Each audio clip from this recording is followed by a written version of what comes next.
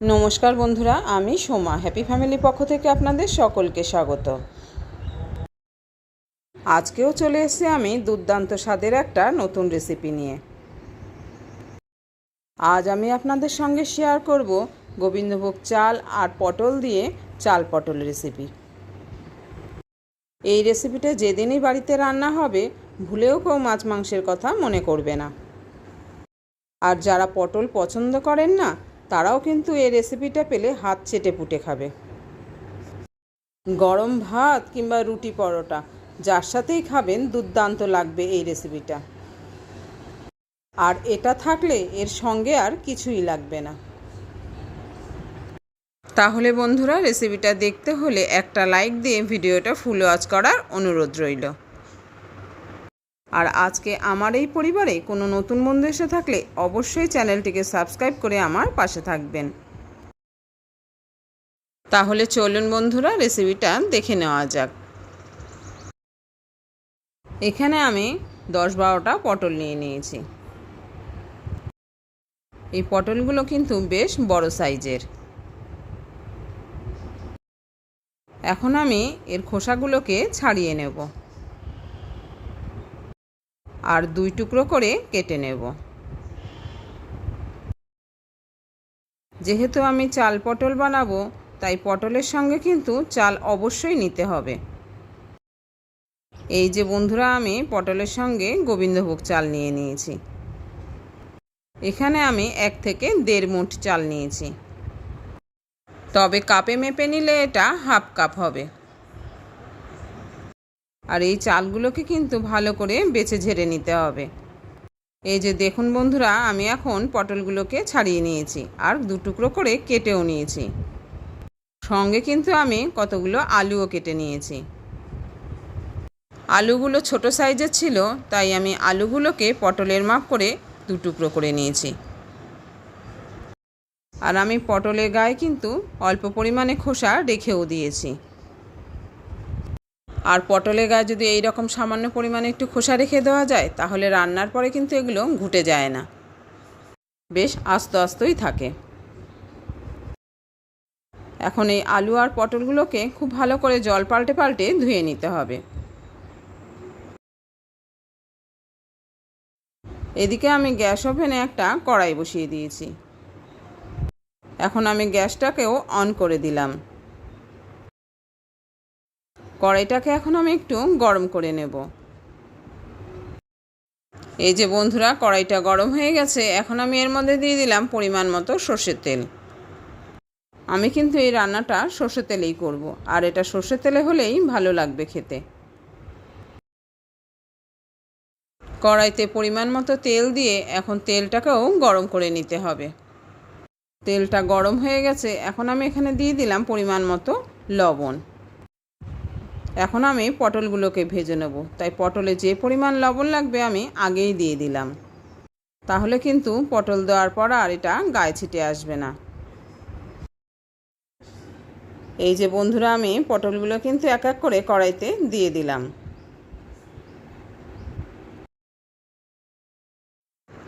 এই যে সব পটল দেওয়া হয়ে গেছে। এখন এই পটলগুলোকে খুব ভালো করে ভেজে নিতে হবে। এমন করে ভাজতে হবে যাতে পটলের গায়ে দাগ হয়।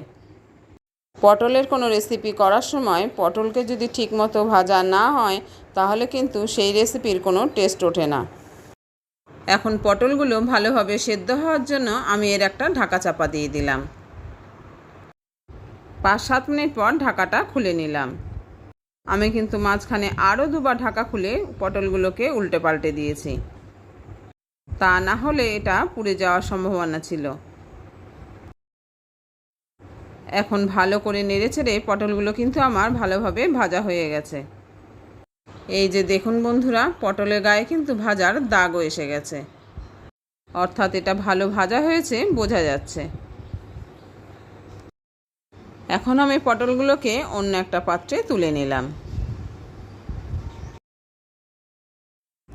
এই যে বন্ধুরা, ভাজা পটলগুলোকে আমি তুলে নিলাম অন্য পাত্রে। এদিকে কড়াইটাও আমার পরিষ্কার হয়ে গেছে। আর গ্যাস ওভেনটা একদম লোতে করা রয়েছে। কড়াইতে যে পরিমাণ তেল আছে আমার এখন হয়ে যাবে।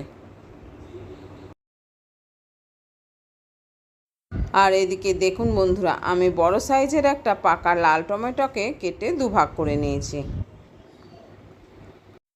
এখন আমি এটাকে দিয়ে দিলাম কড়াইয়ের মধ্যে। এখন একটা ঢাকা চাপা দিয়ে এটাকে আমি হালকা করে ভেজে নেব। এই যে বন্ধুরা, 1 থেকে 1.5 মিনিট পর আমি ঢাকাটা খুলে নিলাম। টমেটোর এক পিঠ ভাজা হয়ে গেছে। এখন আমি এটাকে উল্টে দিলাম। এবার আমি দিয়ে দেবো কাজু আর কিশমিশগুলোকে। এখানে আমি 5-6টা কাজু নিয়েছি আর 10-12টা কিশমিশ নিয়েছি।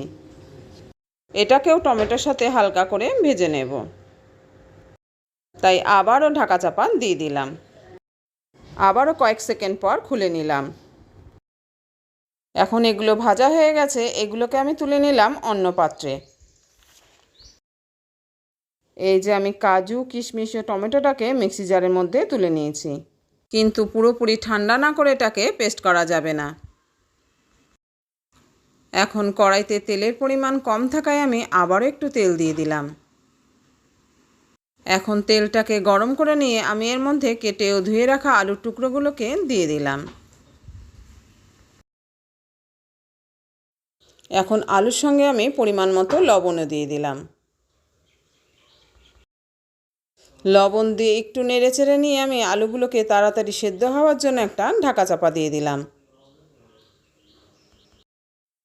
এখন আলুগুলোকে খুব হালকা করে ভেজে নিতে হবে। 1.5 থেকে 2 মিনিট পর আমি ঢাকা খুলে নিলাম। আমি কিন্তু মাঝখানে আরও একবার ঢাকা খুলে আলুগুলোকে নেড়েচেড়ে দিয়েছিলাম। আলুগুলো হালকা করে ভাজা হয়ে গেছে। এগুলোকে আমি একটু সাইড করে নিয়ে এক সাইডে দিয়ে দিলাম একটা চেরা শুকনো লঙ্কা, 2 টুকরো দারচিনি আর একটা থেতো করা এলাচ। ঠিক এই সময় আমি গ্যাসের ফ্লেমটাকে একদম লোতে করে দিলাম। আবারও কড়াইটাকে ঢাকা চাপা দিয়ে দিলাম 1.5 থেকে 2 মিনিটের জন্য।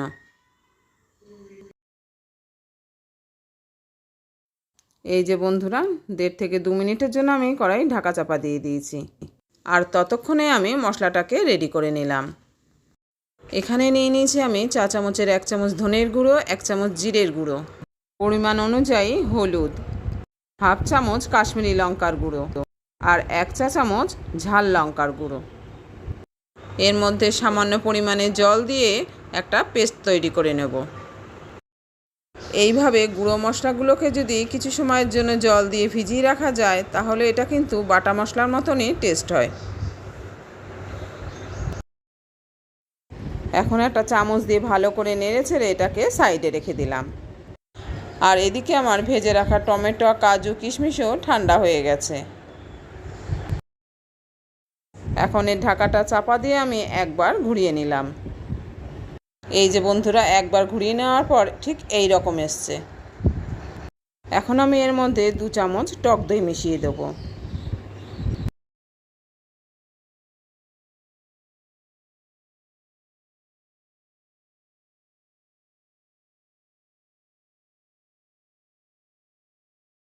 টমেটো পেস্টের সাথে 2 চামচ টক দই দিয়ে এটাকে আবারও একবার আমি ঘুরিয়ে নিলাম।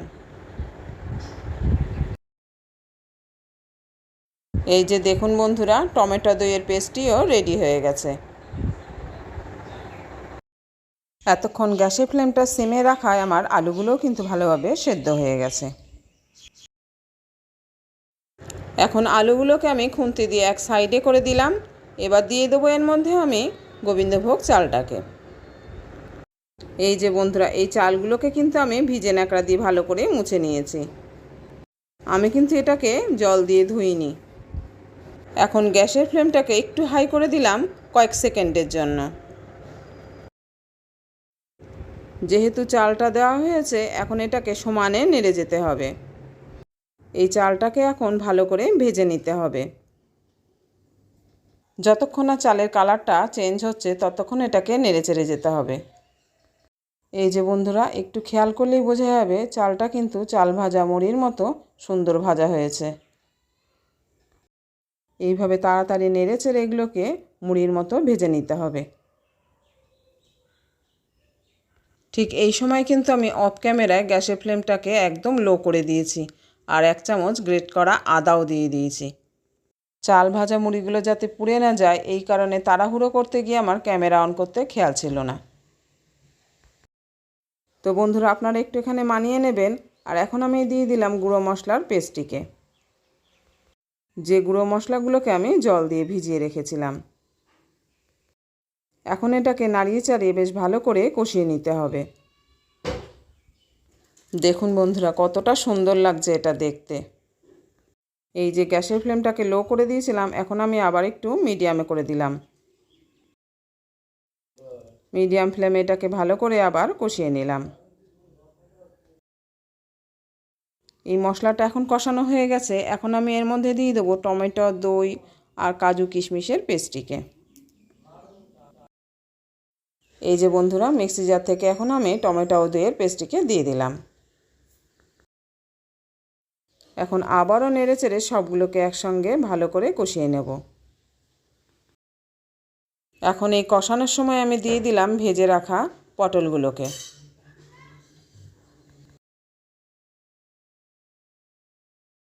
এখন পটলগুলোকেও এর সঙ্গে ভালো করে কষিয়ে নিতে হবে। এই যে বন্ধুরা, কষানো হয়ে গেছে। এখন আমি মিক্সি জারটা ধুয়ে সামান্য পরিমাণে জলও দিয়ে দিলাম। সামান্য পরিমাণে জল দিয়ে আবার এটাকে একটু নাড়িয়ে চাড়িয়ে নিলাম। একটু সময় এটাকে নেড়ে চেড়ে নিয়ে এখন আমি দিয়ে দিলাম পরিমাণ মতো উষ্ণ গরম জল। এখানে যে যেরকম গ্রেভি রাখবেন তার থেকে কিন্তু বেশি পরিমাণেই জল দিতে হবে, কেননা চালটাও তো সেদ্ধ হতে হবে। তার জন্য যে পরিমাণ জলের দরকার তার থেকে একটু বেশি জল দিতে হবে। এই যে আমি পরিমাণ মতো জল দিয়ে দিচ্ছি। এখন লবণটাকে চেক করে নিয়ে আমি এর মধ্যে দিয়ে দিলাম পরিমাণ মতো লবণ। এখন এটাকে খুব ভালো করে টকবগিয়ে ফুটিয়ে নিতে হবে। আর এর জন্য আমি একটা ঢাকা চাপা দিয়ে দিলাম। এখন গ্যাসের ফ্লেমটাকে হাই করে দিয়ে 2 মিনিট এটাকে ভালো করে ফুটিয়ে নেব। 2 মিনিট পর আমি গ্যাসের ফ্লেমটাকে মিডিয়াম টু লোতে রাখলাম। এইভাবে আমি আরও 10 মিনিট ফুটিয়ে নিলাম। আর এর মাঝখানে কিন্তু বেশ কয়েকবার আমি ঢাকা খুলে খুলে নেড়ে দিয়েছি, কেননা এটা তলায় লেগে যেতে পারে। এখন আমাদের আজকের রেসিপি প্রায় রেডি। তো বন্ধুরা, রান্নার এই পর্যায়ে এসে একবার মনে করিয়ে দিচ্ছি যে যারা যারা শুরুতে একটা লাইক দিতে ভুলে গেছেন, প্লিজ বন্ধুরা মনে করে একটা লাইক দিয়ে দেবেন। এখন যদি মনে করে থাকেন যে গ্রেভিটা অনেকটাই টেনে গেছে, এখানে কিন্তু একটু গরম জল করে দিয়ে দিতে পারেন। আর জল দিলে কিন্তু আবারও 2 মিনিট ফুটিয়ে নিতে হবে।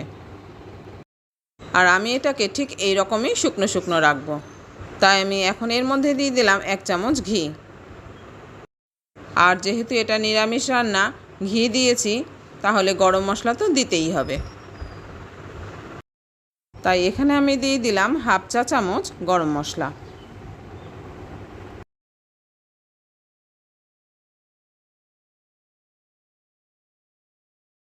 এখন ঘি আর গরম মশলা দিয়ে আবারও ভালো করে নাড়িয়ে চাড়িয়ে মিশিয়ে দিলাম। তো বন্ধুরা, আজকে কিন্তু নিরামিষ চাল পটল আমাদের রেডি।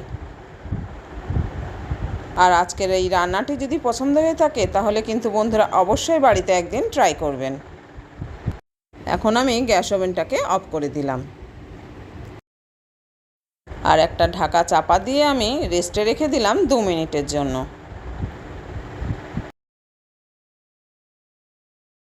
ঠিক 2 মিনিট পরে ঢাকা খুললেই রেডি আমাদের আজকের চাল পটল।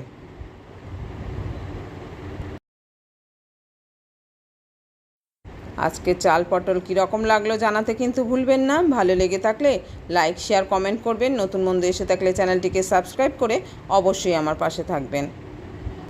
আজ এই পর্যন্ত বন্ধুরা, দেখা হচ্ছে পরের ভিডিওতে অন্য কোনো রেসিপি নিয়ে।